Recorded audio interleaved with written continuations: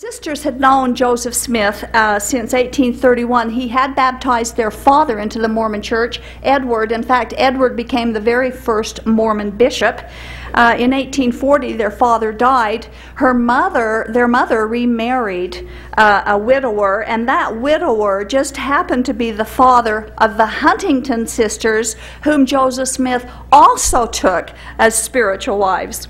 At the time of their father's death, Emily and Eliza went to live in the Smith home. The sisters helped Emma out. They were babysitters. They helped her out with the housework. And they also came increasingly to the attention of the roving eye of their benefactor, Joseph Smith.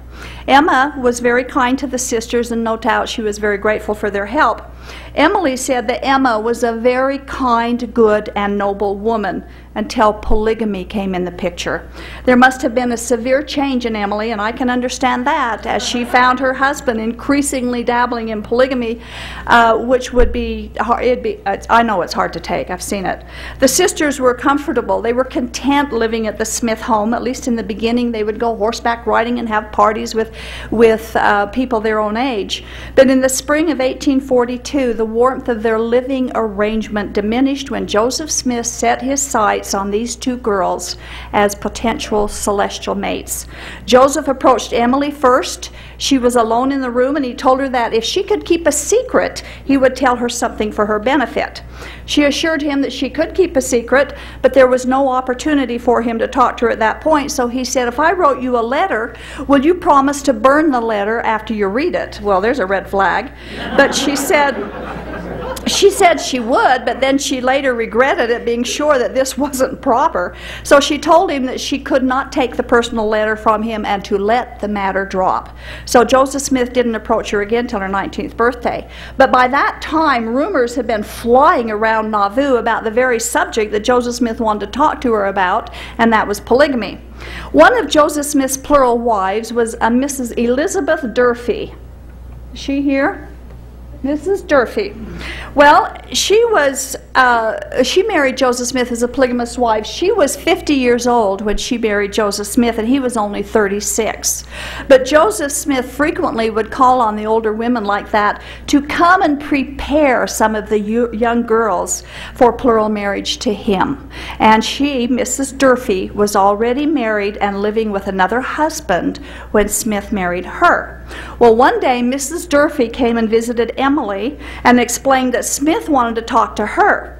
Mrs. Durfee said she thought he wanted her to become his wife, and by now Emily had been mentally prepared for such a request.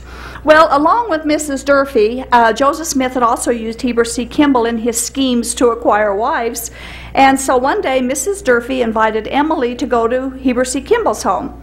Emily had been helping Emma out with the laundry all day long, but she went ahead and went to visit the Kimball home anyway, still wearing her work clothes that she'd been doing laundry in all day.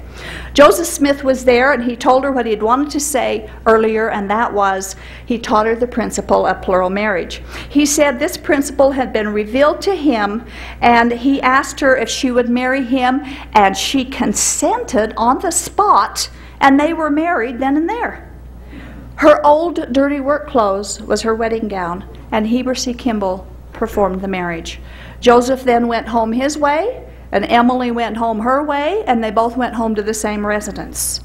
She later remarked this was a strange way to get married. Now, Eliza didn't know Emily had married Joseph Smith, but Emily knew Eliza could keep a secret, and so she told her about it afterwards. And then Joseph approached Eliza and taught her the plan of celestial marriage and asked her to marry him, and she agreed.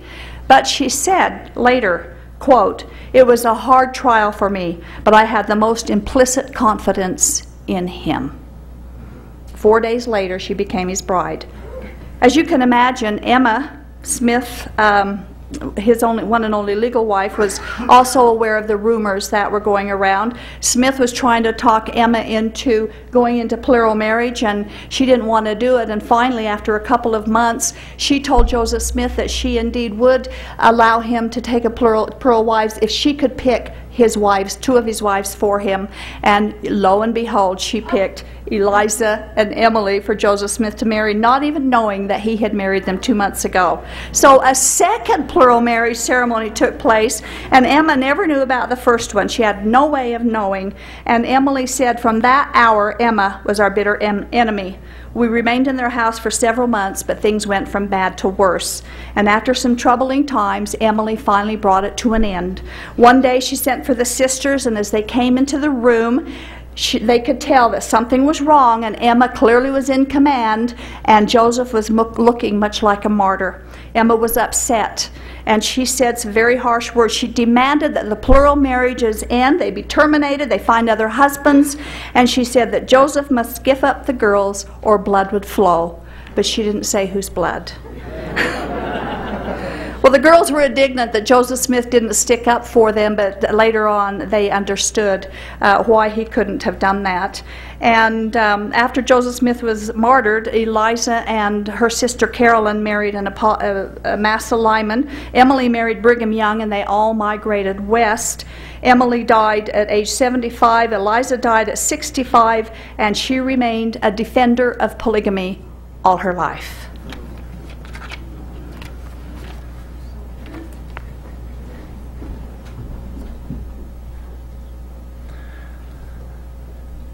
Right. I mean, isn't this, I've heard this a lot. It's just almost too bizarre to believe, isn't it? I want to introduce to you Henry Jacobs and his wife that he married, Zena Huntington. They married in 1841, and she lived with him until 1846. She bore him 2 children. Shortly after their marriage, however, Joseph Smith approached the newlywed couple. He knew Zena as a young girl and maybe had introduced the idea of plural marriage to her at that time. But he approached her and asked if they would consider this celestial marriage contract. He said that the Lord had made it known to him that that she, Zena, was to be his celestial wife. Joseph, however, told them that they could continue to live together as husband and wife. So he talked the couple into doing this.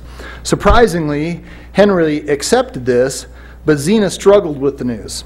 Zena remained conflicted until October, when Joseph sent a message to her stating that he would lose his position as prophet and his life if she did not become one of his plural wives. So what kind of pressure is that to put on a young girl? Zena finally acquiesced. She was married to the prophet in October of 1841. Henry knew of the marriage and accepted it. He believed that whatever the prophet did was right. So Henry accepted this relationship, a polyandrous relationship with Zena, until the death of the prophet in 1844. So she was wife to both husbands until 1844. Following the prophet's death, one would think that Henry and Zena's marital situation should have simplified a bit, because Joseph Smith is now out of the picture. She and Henry, who had never stopped living together as husband and wife, probably expected to continue doing so now without a third member of the marriage triangle. However, it was shortly after Joseph's death that Brigham Young approached Zena, and she married him for a time in September of 1844. It was a very bizarre ceremony. It would be too long to read to you this morning.